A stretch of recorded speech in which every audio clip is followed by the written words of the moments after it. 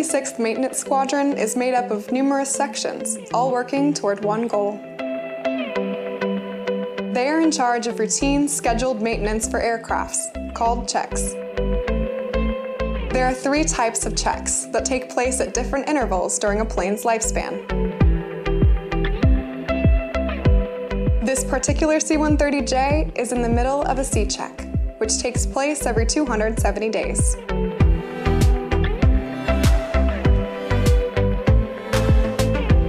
Hundreds of airmen work around the clock over the course of 2 weeks to ensure this C-130J is ready to fly again.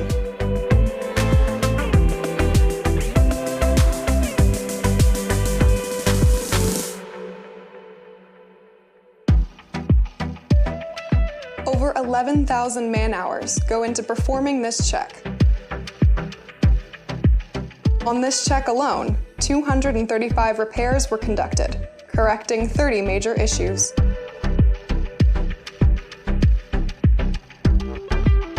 Performing extensive aircraft maintenance is essential in preventing in-flight system failure and protecting aircrew and passengers.